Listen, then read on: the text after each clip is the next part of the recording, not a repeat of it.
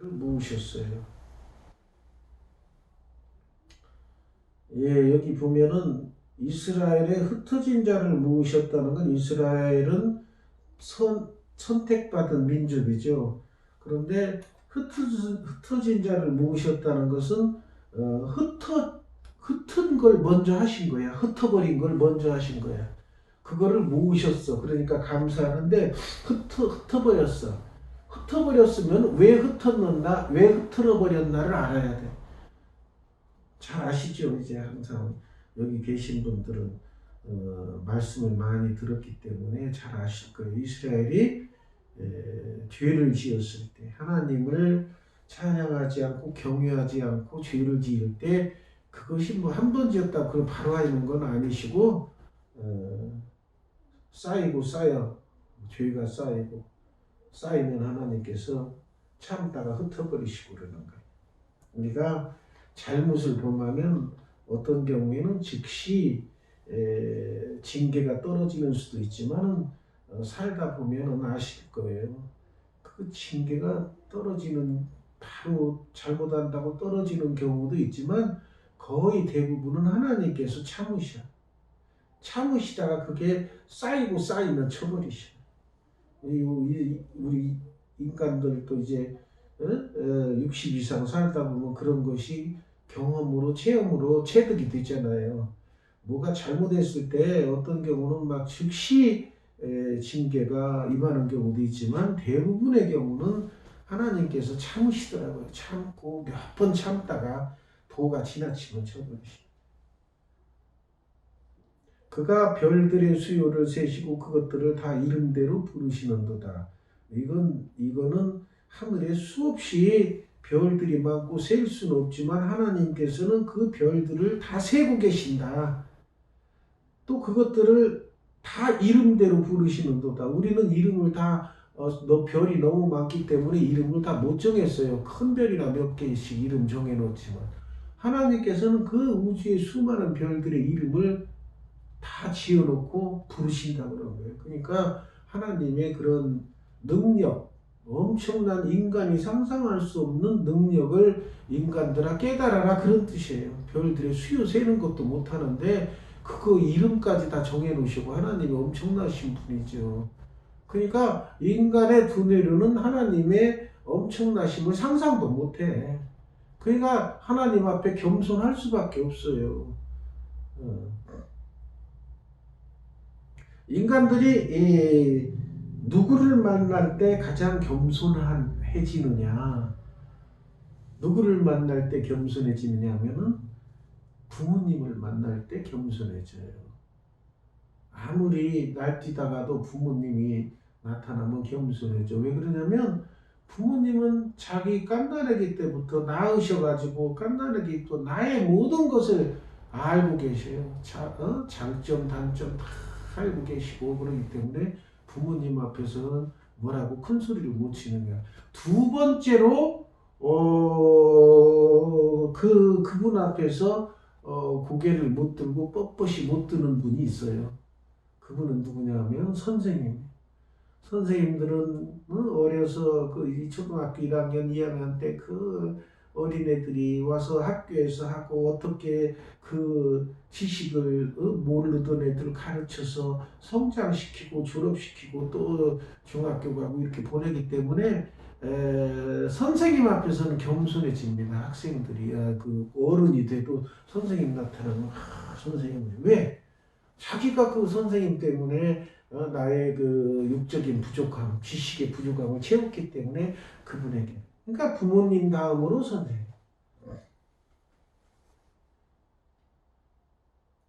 우리 주는 위대하시며 능력이 뭐 그리고 다 세시니까 이름도 다 부르시니까 얼마나 위대하셔요. 능력이 많으시며 그의 지혜가 무궁하시다는 걸 우리가 인정을 해야 돼요. 신앙은 바로 그거 하나님의 능력을 엄청난 능력을 인정하시는 데서부터 신앙이 출발한다고 볼 수가 있어요. 여호와께서 겸손한 자들은 그러니까 하나님의 위대하신 능력을 생각하면 겸손할 수밖에 없어요. 그런데 악인들의 공통점은 뭐예요? 하나님의 존재를 인정하지 않는 거예요.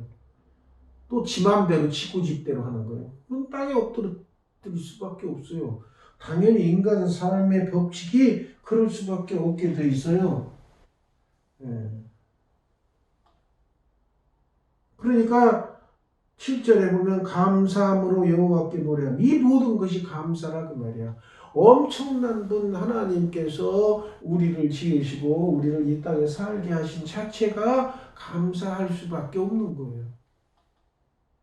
그러니까 오늘 추수감사주의를 맞이해서 1년 동안 먹게 해주신 거 단순한 그거 육적인 양식을 채워주시고 육적으로 살게 해주신 거 단순히 그것만 감사하는 주일이 되면 안 되겠다는 말이에요. 저도 물론 옛날에는 그거에 맞게끔 추수해서 감사합니다 그거에 중점을 뒀지만 점점 지나고 보니까 아니야 이거는 무슨 뭐 추수 하나만 가지고 감사할 거냐 이 우리의 삶의 전체가 감사로밖에 점철될 수밖에 없어요. 그 수금으로 여호와께 찬양할지어다 악기를 동원해서 하나님께 찬양하라. 감사하기 때문에. 그가 구름으로 하늘을 덮으시고 그럼 또 감사할 일이 또 뭐가 있느냐? 구름으로 하늘을 덮으셨다. 구름이 생긴다는 건 뭐예요? 여름에 구름이 생기면 시원하지만 또 구름이 생기면 비가 오잖아요. 비가 와야 우리가 심어놓은 곡식도 자라고 산에 풀도 자라게 하시고 또 비가 와야 우리가 물도 마셔.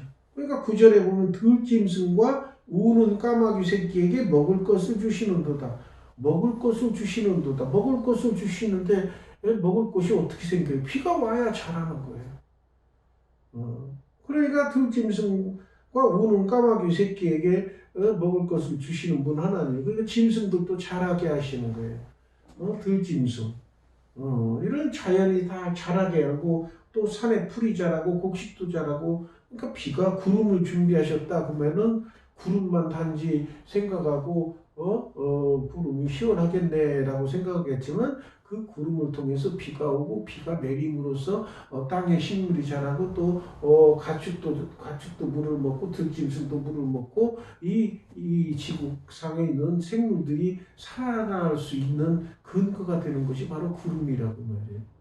그러니까 하나님께서 구름을 주셨다 그러면 그 구름만 주셨나라고 생각하겠지만 그걸 생각해 보면 구름을 통해서 우리가 구름이라는 존재가 있으니까 우리가 살아가는구나. 그렇듯이 우리가 하나님이라는 존재, 하나님이 살아계시고 하나님이 계시기 때문에 우리가 이렇게 하나님의 보호하심으로 살아간다는 걸 깨닫고 감사해야 된다.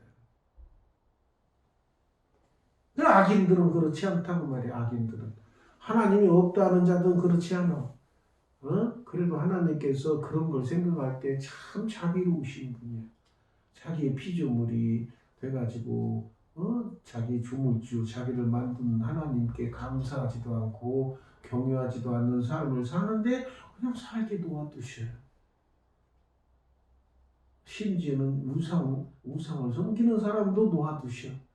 그런 걸 볼 때는 하나님이 엄청난 포용력을 가지고 인간들을 참 불쌍히 여기시고 그러는데 아까도 말씀드렸지만은 그렇게 그런 거가 때가 어느 때까지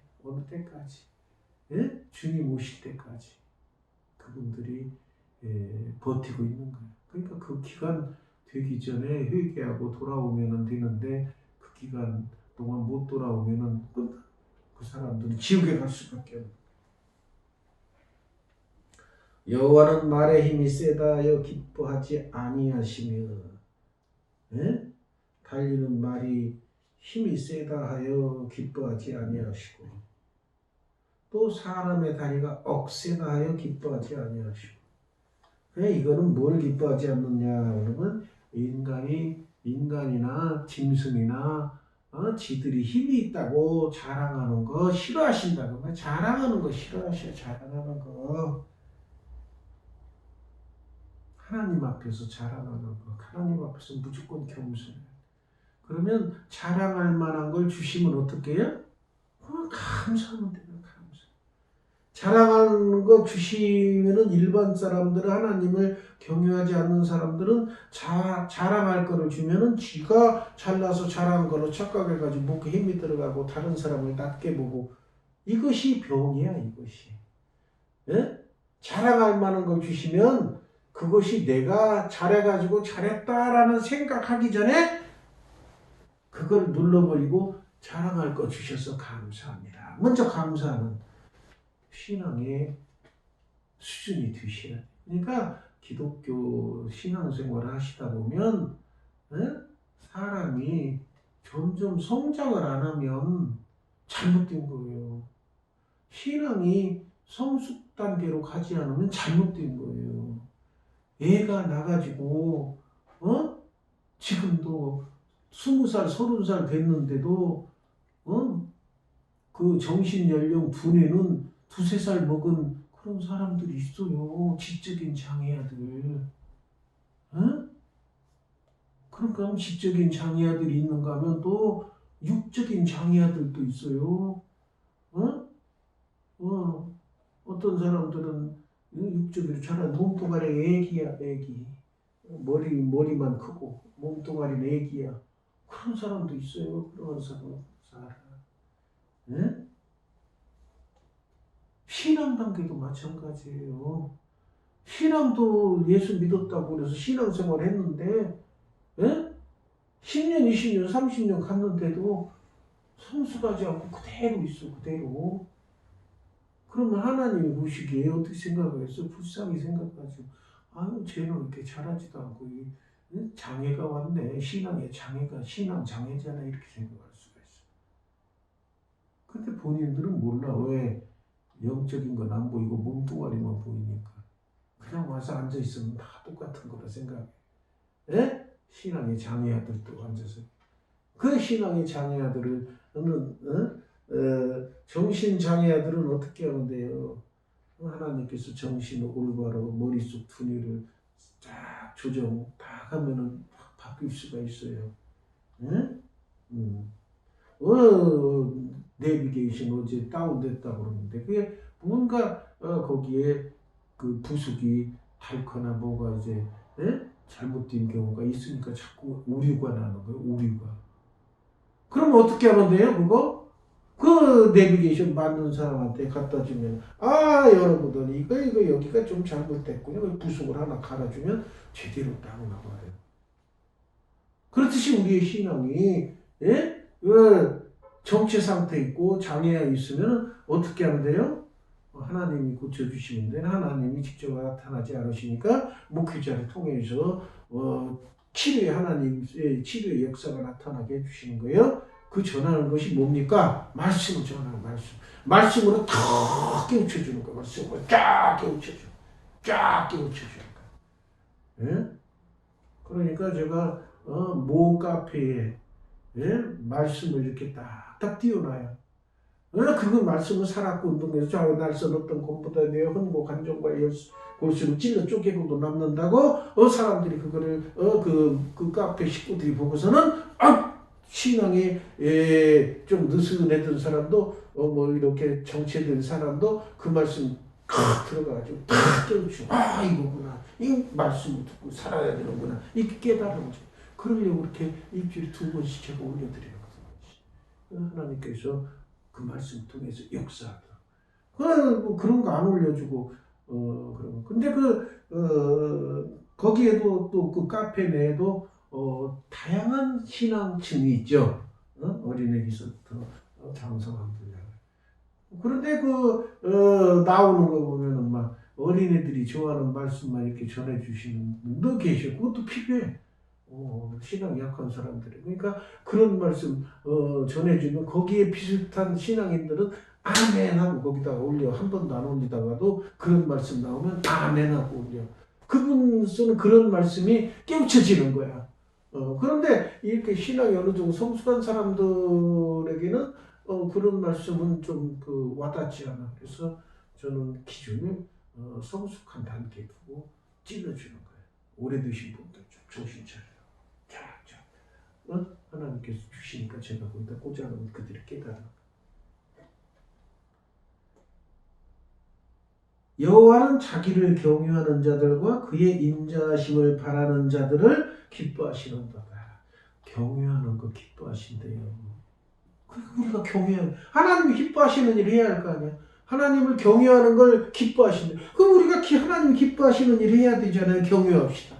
항상 하나님을 경외하는 왜? 두려운 마음으로 높이는 거. 하나님을 가볍게 높이고 그게 아니라 두려운 마음. 이런 삶으로 살아야 돼. 그래야 하나님께서 기뻐하셔. 그런데 이렇게 하나님을 기뻐하시는 방법이 있는데도 그렇게 안 살아. 인자하심을 바라는 자. 내가 죄를 지었으면 바로 징계치 않으시고 참아주셔서 그게 인자. 참아주셔서 감사합니다. 그렇다고 참아주시니까 자꾸 죄를 지어. 그거는 나쁜 놈이지. 즉시 깨닫고 돌이켜줘야 돼. 예루살렘아 여호와를 찬송할지어다. 시온아 내 하나님을 찬양할지어다. 이건 교회를 상징이 예루살렘과 시온. 그래야 하나님을 찬양하는 것이 교회에 해야 할 복음 전파하는 것도 당연히 해야 할 일이지만 하나님 찬양하는 것도 당연히 해야 돼요. 말씀 전하는 것도 당연히 해야 돼요. 기도하는 것도 당연히 해야 돼요. 그가 내 문빗장을 견고히 하시고 내 가운데 있는 너의 자녀들에게 복을 주셨어요. 문빗장을 견고히 하셨다는 건 뭐예요? 문빗장을 견고히 안 하면 어떻게 되죠? 도둑놈들이 들어와서 훔쳐가고 나쁜 놈들이 들어와서 적군들이 나라의 문빗장을 견고하지 않으면 적군들이 침략해서 나라를 절단내죠. 그러니까 하나님이 지켜주시는 문빗장을 신앙생활자라고 하나님이 기뻐하시는 일을 하는 자들은 찬양하는 자들은 말씀대로 순종하는 자들은 문빗장을 견고히 하셔 굳세게 지켜주신다. 그 다음에 우리 자녀들에게도 복을 주신다. 그러니까 자녀가 복받는 길을 하는 것이 뭐예요?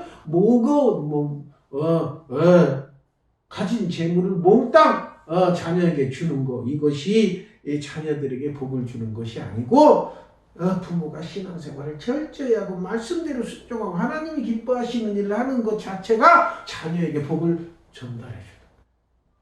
그런데 이 신앙적인 복을 전달해 주는 방법을 모르고 그냥 돈이나 문턱 전해주고 막 부동산이나 넘겨 이런 거를 자녀에게 복을 주는 거로 착각하고 있어요.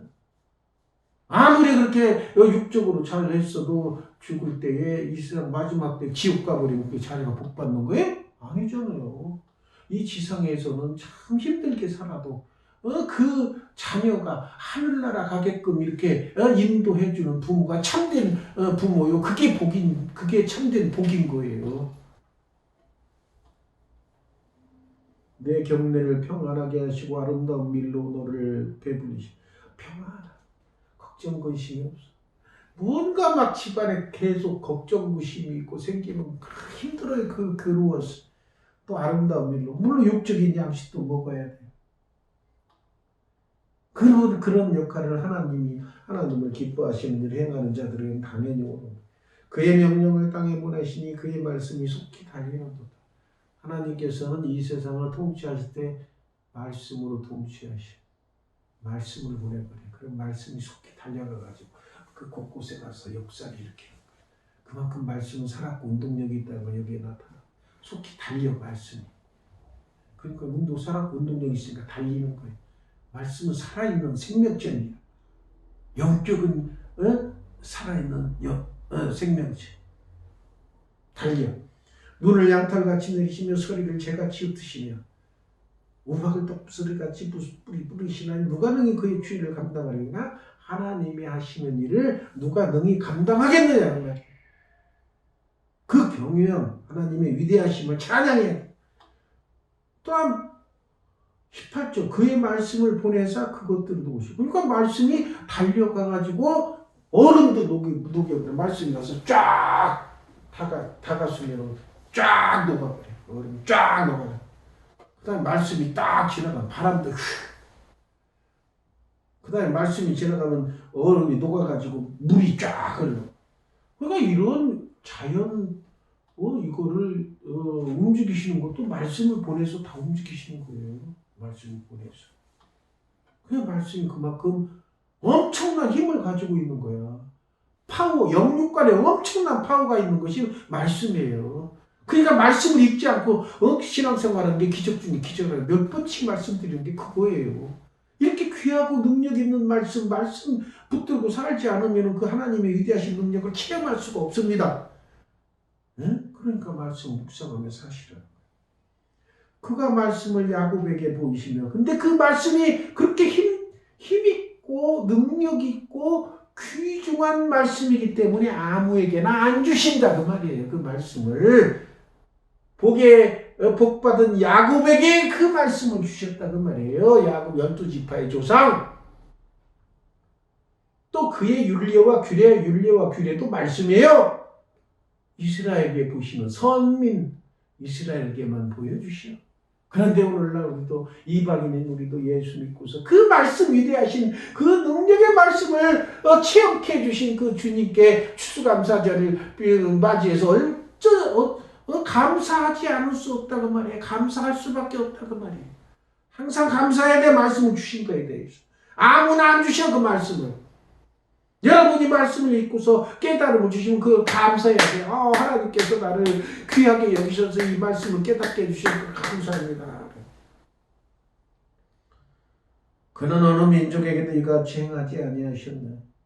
그들은 그의 법도를 알지 못하였도다. 하나님의 법을 모르고 하나님의 말씀을 모르는 자들은 불쌍한 자들이에요. 능력을 체험치 못하는 불쌍한 자들이에요. 그들의 말로는 당연히 천국에 못 가고 지옥에 갈 수밖에 없는 그런 말로를 걷는 거예요. 그러니까 어느 민족, 참 우리 민족에게 말씀을 주신 거에 감사하며 살아야 됩니다. 기도하겠습니다.